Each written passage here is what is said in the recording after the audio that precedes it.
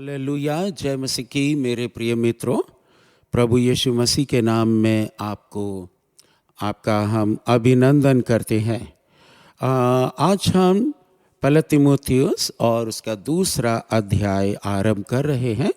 आपको मालूम है कि पिछले दिनों में हम लोगों ने तीमुथियुस की पत्री का अध्ययन शुरू किया है और आज की शाम और आज सुबह हम आपके साथ पहला तीमुथियुस दूसरा अध्याय पढ़ना चाहते हैं और उसका 1 से लेके 7 पद तक, और इस पर ध्यान देंगे कि प्रभु आज मुझको और आपको एज अ लीडर, पास्टर होने के नाते, कलीसिया के लीडर होने के नाते और इवन सारी कलीसिया के लोग इससे क्या शिक्षा प्राप्त करते हैं। तो पहले हम चाहते हैं कि आपके साथ हम पढ़ें। यहाँ लिखा हुआ है, अब मैं सबसे पहले यह आग्रह करता हूँ कि विनती और प्रार्थना और निवेदन और धन्यवाद सब मनुष्यों के लिए किए जाएं, राजाओं और सब ऊंचे पद वालों के निमित्त, इसलिए कि हम विश्राम और चैन के साथ सारी भक्ति और गंभीरता से जीवन बिताएं। यह हमारे उद्धारकर्ता परमेश्वर को अच्छा लगता है और भाता भी है, जो ये चाहता है कि सब मनुष्यों का उद्धार हो और वे सत्य को भली भांति पहचान लें, क्योंकि परमेश्वर एक ही है और परमेश्वर और मनुष्यों के बीच में भी एक ही बिचवई है, अर्थात मसीह यीशु, जो मनुष्य है, जिसने अपने आप को सबके छुटकारे के दाम में दे दिया और उसकी गवाही ठीक समय पर दी गई। मैं सच कहता हूँ, मैं झूठ नहीं बोलता कि मैं इसी उद्देश्य से प्रचारक और प्रेरित और अन्य जातियों के लिए विश्वास और सत्य का उपदेशक ठहराया गया हूँ। हालेलुया।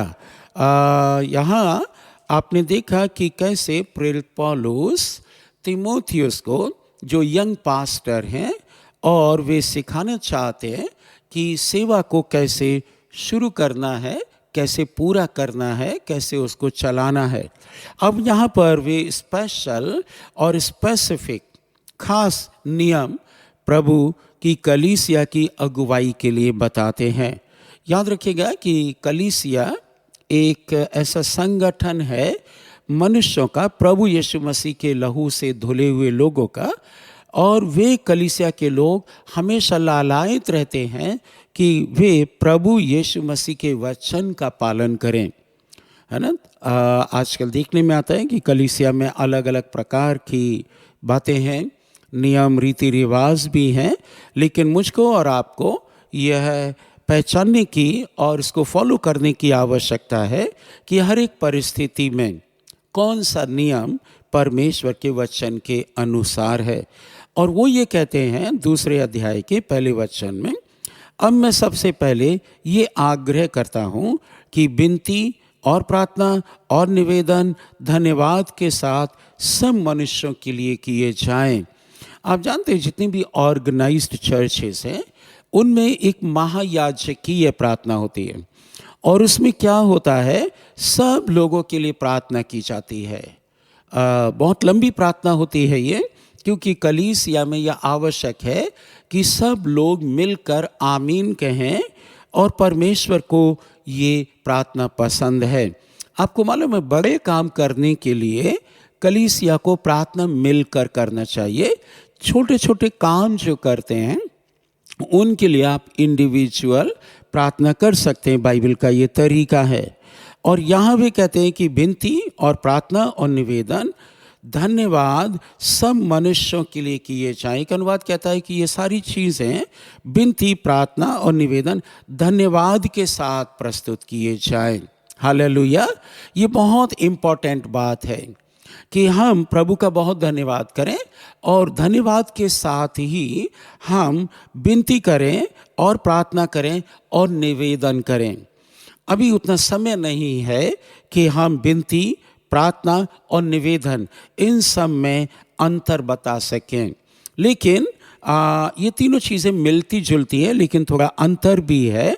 लेकिन सारी चीज़ें जिनको हमको ज़रूरत है इस पृथ्वी की, जिनको ज़रूरत है सताव से बचने की, चंगाई की, छुटकारा की, ये सारी प्रार्थना निवेदन इंक्लूडिंग आवर नेशन, देश के लिए सब चीज़ें प्रार्थना निवेदन और विनती परमेश्वर के सम्मुख रखे जाएं। और वो कहते हैं सबसे पहले मैं ये आग्रह करता हूँ, स्टार्टिंग कैसा होना है सेवा का, इन चीज़ों से, और धन्यवाद के साथ प्रस्तुत किए जाएं। और वो फिर दूसरे वचन में कहते हैं राजाओं और सब ऊंचे पद वालों के निमित्त, इसलिए कि हम विश्राम और चैन के साथ सारी भक्ति के साथ और गंभीरता से जीवन बिताएं। याद रखिएगा परमेश्वर की ये आज्ञा है, क्योंकि आगे वो कहते हैं प्रभु को अच्छा लगता है।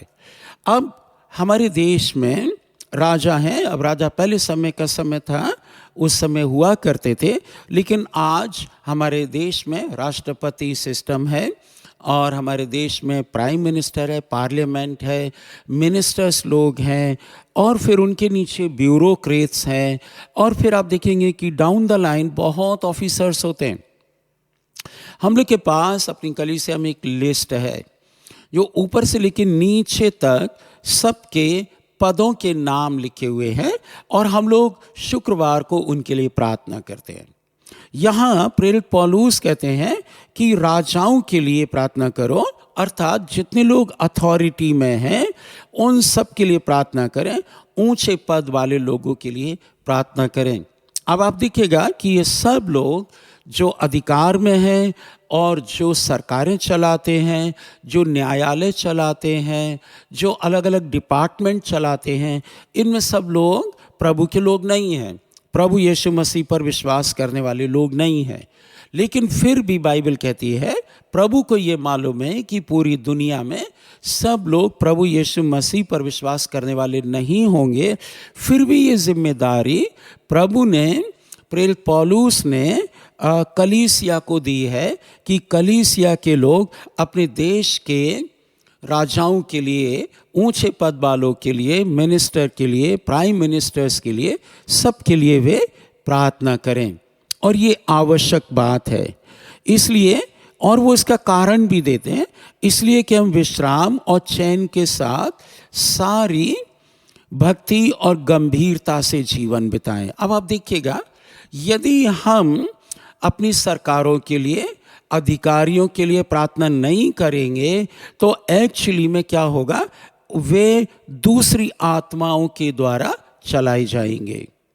उनको पवित्र प्रार्थनाओं की आवश्यकता है ताकि परमेश्वर उनको बुद्धि दे, उनको समझ दे, वे अच्छे कानून बना सकें, वे हमारे देश को या किसी भी देश को, बाइबल तो पूरी दुनिया के लिए लिखी गई है, तो उनके लिए प्रार्थना करें ताकि वे लोग जो वहाँ रहते हैं परमेश्वर की भक्ति और गंभीरता से जीवन बिता सकें। अर्थात जब हम प्रार्थना करेंगे अपनी सरकारों के लिए, अधिकारियों के लिए, तो प्रभु उनको बुद्धि देंगे जो अच्छी बुद्धि है, और वह बुद्धि परमेश्वर के वचन के अनुसार होगी, और फिर परमेश्वर का नियम और कानून उनके द्वारा पृथ्वी पर लागू किया जाएगा, क्योंकि उनके पास अधिकार होता है, उनके पास शक्ति है, उनको हम लोगों ने चुना है कि वे हमारे देश के लिए और जिस जिस देश में लोग रहते हैं उन लोगों के लिए वे अच्छे कानून बनाएं। अगर कानून अच्छे नहीं होंगे तो जनता दुखी रहेगी, और इसलिए बाइबल हमें बताती है कि जब दुष्ट राज करता है तब जनता दुखी होती है। और ये प्रैक्टिकल बात भी है। अगर आपके यहाँ का सरपंच अच्छा नहीं है तो क्या होगा, वहाँ के लोगों को न्याय नहीं मिलेगा। तो इसके लिए हमको और आपको क्या करना है, इन सब लोगों के लिए जो ऊंचे पद वाले हैं उन सब के लिए प्रार्थना करना है। क्या प्रार्थना करना है कि प्रभु उनको अच्छा स्वास्थ्य दे, अच्छी बुद्धि दे, परमेश्वर उनको ज्ञान दे, परमेश्वर उनकी सहायता करे ताकि वे ठीक से कानून बना सकें। वे ऐसे कानून बनाएं जो विधवाओं को, लाचारों को और दुखी लोगों को, अनाथों को, गरीबों को सहायता मिल सके। और सबकी सुरक्षा हो सके, वे अच्छे कानून बना सके ताकि सब लोग चैन और भक्ति से जीवन बिताएं। अभी उन देशों का हाल देखिए जहाँ प्रार्थना कम होती है। हमारे देश में चर्च प्रार्थना करता है सरकारों के लिए। मैंने सुना है सभी जगह जहाँ जहाँ जाते हैं लोग हमारी सरकारों के लिए प्रार्थना करते हैं। वे इसलिए प्रार्थना नहीं करते कि प्रभु इस पार्टी को लाए और उस पार्टी को हटा दे। नो, वे ये प्रार्थना करते हैं कि परमेश्वर जो भी सरकार है उसको आशीष दे, जो ऑपोजिशन है उसको भी आशीष दे, ताकि वे अच्छे कानूनों में सहायता कर सकें। और फिर आगे लिखा हुआ है कि यह हमारे उद्धारकर्ता परमेश्वर को अच्छा लगता है और भाता भी है। हालेलुया।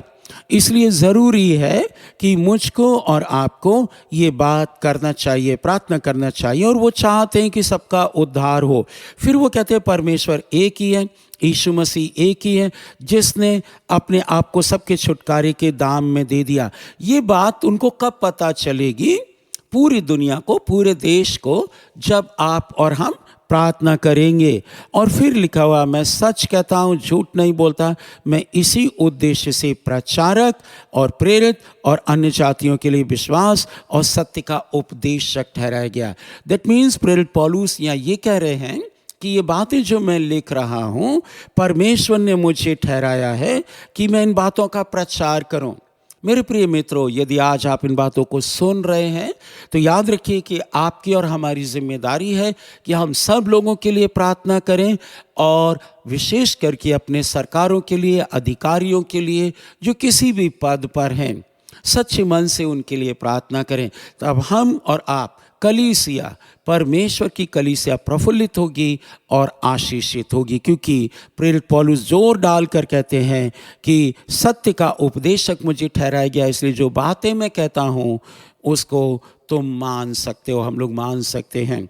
आइए हम लोग प्रार्थना करें कि प्रभु हमको और आपको बुद्धि दे ताकि हम लोग इन बातों को मान सकें।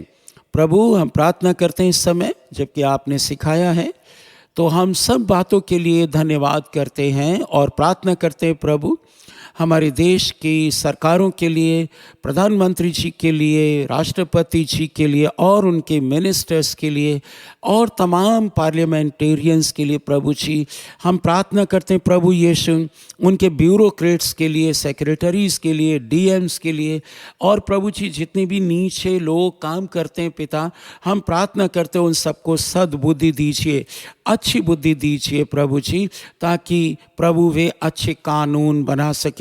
किसी देश को चलाना आसान काम नहीं है प्रभु जी, इसलिए हमारे नेताओं को, हमारी सरकारों को, हमारे जजेस को प्रभु जो न्याय करते हैं पिता, हम प्रार्थना करते हैं कि उनको अपनी बुद्धि, ज्ञान, समझ दीजिएगा, और उनको प्रभु तंदुरुस्ती भी दीजिए प्रभु जी, ताकि वे स्वस्थ रह सकें और हमारे देश का संचालन अच्छी तरह करें, ताकि उनकी प्रभु जी सहयोग के द्वारा आपका राज्य बढ़ता जाए, क्योंकि बाइबल कहती है आप चाहते हैं कि सब मनुष्यों का उद्धार हो। हे प्रभु, जब सब लोग शांत रहेंगे, भक्ति का जीवन जिएंगे, तब क्या होगा? आपका वचन जल्दी फैल जाएगा। इसलिए सहायता करें, हमारे सुनने वालों को आशीष दें, प्रभु यीशु के नाम से, आमीन, आमीन।